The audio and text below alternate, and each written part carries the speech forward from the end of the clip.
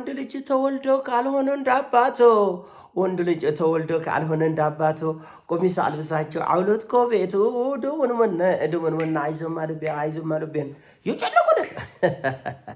ሰላም ሰላም፣ እንዴት ናችሁ? በያላችሁበት ሁሉ ነገር ሰላም ነው። አሸን አንድ ያላችሁ ሞኝላችሁ አልብስ እስከ ሁሉ ወደች ላይክ እና ሼር እያደረጋችሁ ሐሳቦቻችን ለብዙዎች አካፍሉ። ለዚህም ከልብ አመሰግናችኋለሁ። ሐሳብ ሲሞቻችሁ እንደለመዳችሁ 3000 ላይክ እንድትገጨኝ በትህትና አጎብዛችኋለሁ። ለዚህም ከልብ አመሰግናችኋለሁ። ዛሬ ወደ ሚዛናችን ይዘላችሁ የመጣነው ሰበር ዜና አሜሪካ በኢራን የጀመረችው ጦርነት ምጥ ነው የሆነባት፣ ጭንቅ ነው የሆነባት። መግቢያ መውጫም ቀዳዳም ነው የተጨነቀችው። እንግዲህ የአሜሪካ የሲአይኤ ዳይሬክተር የሆኑት ጆን ራድክሊፍ በትናንትናው ዕለት ወደ ሞስኮ ገብተዋል። ለማንም ሳይናገሩ በድብቅ ሹልክ ብለው ፑቲን አንተ መላፈልግ የዚህን የዩክሬንን ጉዳይ እንደዘገና የዚህ የኢራንን ጉዳይ አንተ መላፈልግ አንተ ወቅበት አክሲዮስ መግባታቸውን መረጃ አግኝቻለሁ። የፍላይት እነዚህ ተቆጣጣሪ እንትኖችም ከዛ መረጃ አግኝተናል ብላል። ሲቢሲም ዘግቦታል። ሌሎች የአሜሪካ ሚዲያዎችም ሰውየው የአሜሪካ የሲአይኤ ዳይሬክተር ወይም ደግሞ ዋና ኃላፊ ወደ ፑቲን እንደሄደ መረጃ ወጥቷል። ችግሩ ምንድነው? ራሽያኖቹ ክደዋል። በሚስጥር ነው ሰውየው መጥተዋል። አረኛ አላየንም አሉ።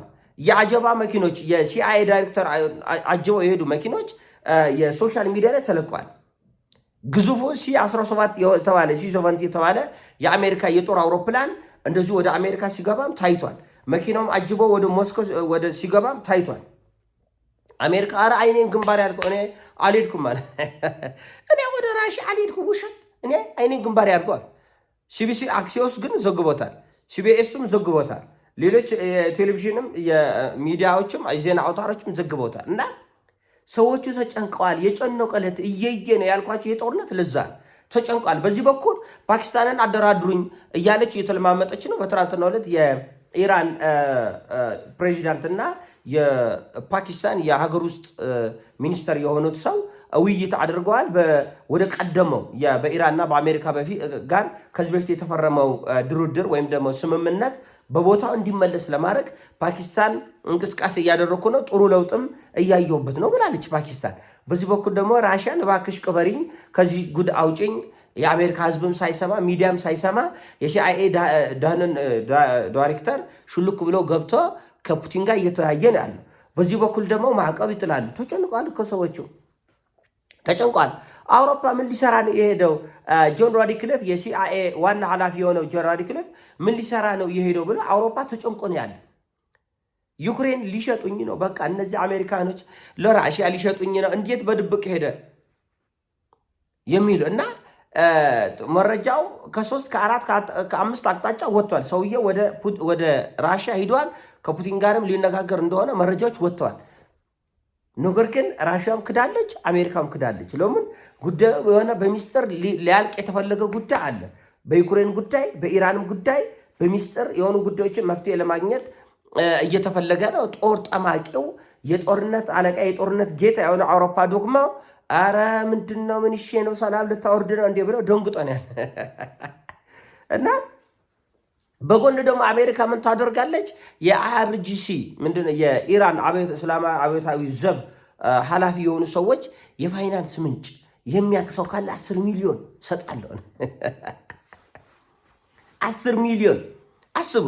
በጎን ድርድር ወደ ፓኪስታን፣ በጎን ድርድር ወደ ራሽያ፣ በጎን ደግሞ የማዕቀብ፣ በጎን ደግሞ የአብዮታዊ ዘብ ዋና ኃላፊ የሆኑትን የመረጃ ምንጮችና እንደገና ደግሞ የፋይናንስ ምንጮች ምን እንደሆነ ለሚያቅሰው እኔ አለ አይደል እኔ 10 ሚሊዮን ቆርጦ እኔ $10,000 ብሰጥኝ ራሱ ዝርግፍግፍ ነው ማለት ነው።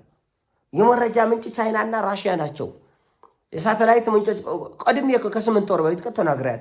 $10,000 ካስጠኝ እስቲ ሎኔ በእናታች ድክሞች ያውቃሉ።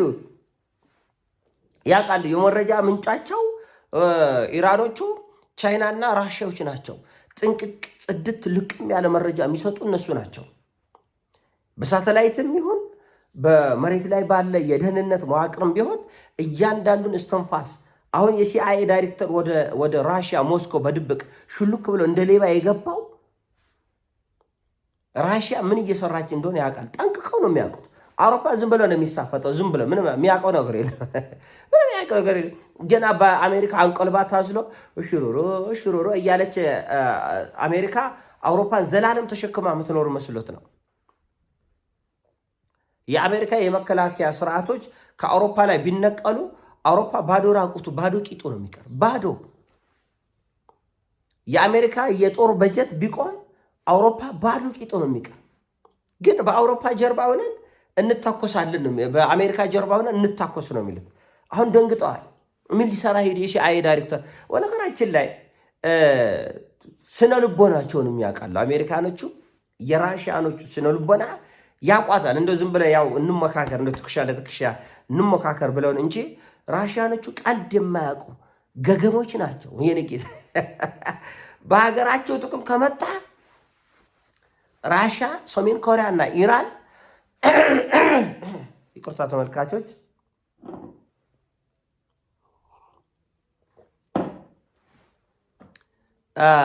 ገገሞች ናቸው። ገገሞች በቃ ምንም ወደኋላ አይሉም። በነገራችን ላይ ለዚህ ለግረዳይ ሰሞኑን አማም አድርገኝ በቃ ሰዓት ወጣ። በቃ ወደዛ ሄዶ እንደ ቸክ ለማድረግ ኮሮና ጎባ እያሉ ነው ደግሞ ለእናንተ እውነት ነው እንዴ? ኧረ ኮሮና እየኮረኮረኝ እንዳይሆንና ኤኒዌይስ ለድምፅ ጥራት ይቅርታ እንጠይቃለን። ዋና ጉዳይ ምንድን ነው? ለእነዚህ ራሽያኖቹ ቀልድ አያውቁም። አስፈላጊ ሆኖ ከተገኘ ትዕግስታቸው ጫፍ ላይ ሲደርስ ያደቁናል የሚለውን ነገር አሜሪካ በደንብ ነው የምታውቀው።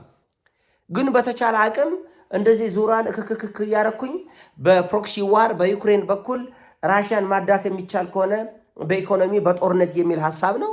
ራሽያኖቹ ደግሞ ከነሱ እጥፍ ቀድመው ሂደው በዩክሬን በኩል አሜሪካንም አውሮፓንም አደቀቁ።